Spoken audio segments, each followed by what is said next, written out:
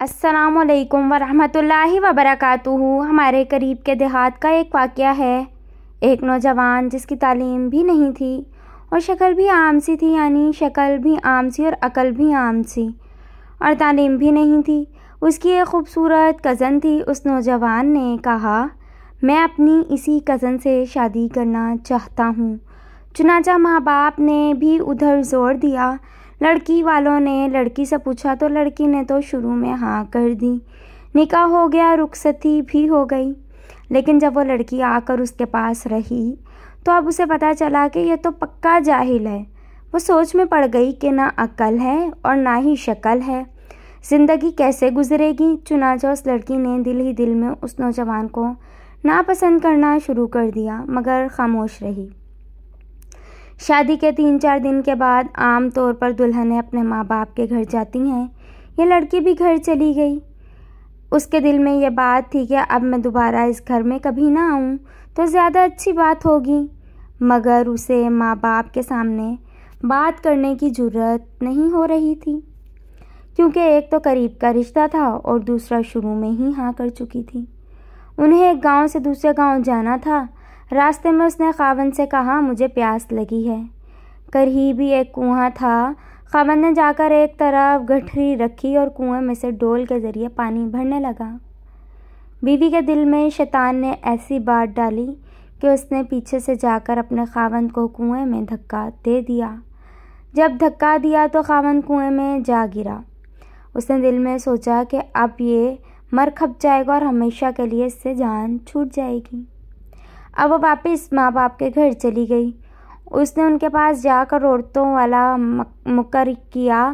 عورتیں مکر میں تو مشہور ہوتی ہیں۔ وہ روتی ہوئی گھر پہنچی۔ ماں باپ نے پوچھا کہ کیا ہوا؟ اس لڑکی نے بتایا کہ خاوند مجھے بٹھا کر کہیں چلا گیا۔ میں اتنی دیر تک اس کا انتظار کرتی رہی، مگر میں اکیلی تھی۔ مجھے ڈر لگنے لگا کہ کوئی غیر مرد آ جاتا تو میرا کیا ہوتا۔ مجھے جان کا خطرہ تھا اور عزت کا بھی خطرہ تھا۔ وہ تو بڑا بے پرواہ سا آدمی ہے، اس لیے میں واپس آ گئی ہوں۔ یہ سن کر ماں باپ کو بھی بڑا غصہ آیا کہ اس نے ہماری بیٹی کو اس طرح لاوارث چھوڑ دیا اور خود کہیں چلا گیا۔ یہ ایسا بے وقوف انسان ہے۔ اب ادھر کی بات سنیں۔ جب خاوند پانی میں گرا تو جان بچانے کے لیے اس نے ہاتھ پاؤں مارے تو اس کا ہاتھ اس رسے پر پڑ گیا جس کے ساتھ ڈول بندھے ہوتے تھے۔ اس نے اس رسی کو مضبوطی سے پکڑ لیا اور ڈوبنے سے بچ گیا۔ کافی دیر کے بعد اس نے ہمت کی اور آہستہ آہستہ رستے پر چڑھتے باہر نکل آیا۔ باہر نکل کر اس نے سوچا کہ میں کیا کروں۔ اس نے دل ہی دل میں کہا کہ مجھے تو توقع نہیں تھی کہ میری بیوی میرے ساتھ ایسا معاملہ کرے گی۔ کوئی بات نہیں، میں دوبارہ چلا جاتا ہوں۔ چنانچہ وہ دوبارہ سسرال کے گھر آیا۔ اتنے میں کپڑے بھی خشک ہو چکے تھے۔ جیسے ہی وہ سسرال کے گھر میں داخل ہوا تو لڑکی کے والدین نے اس کو بہت جلی کٹی سنائی۔ کہنے لگے، تو کیسا بے عقل انسان ہے کہ تو ہماری بیٹی کو اکیلے چھوڑ کر چلا گیا۔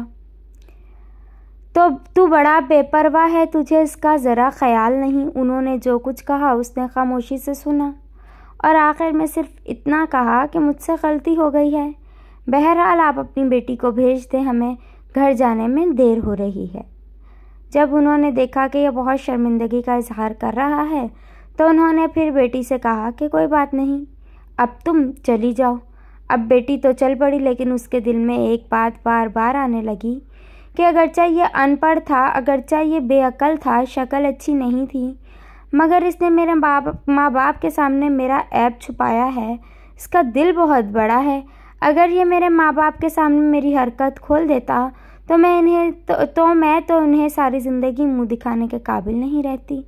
اس ایک بات پر اس لڑکی کے دل میں خاوند کی ایسی محبت پیدا ہوئی کہ اس نے اپنی بقایا پوری زندگی اپنے خاوند کی محبت میں گزار دی۔ فرینڈز، اگر اسٹوری اچھی لگے تو میرے چینل کو سبسکرائب کریں، بیل آئیکن کو پریس کریں تاکہ آنے والی ہر نئی ویڈیو کے نوٹیفیکیشنز آپ کو ملتے رہیں۔ ملتے ہیں ایک نیکسٹ ویڈیو میں۔ اپنا خیال رکھیے گا، تب تک کے لیے اللہ حافظ۔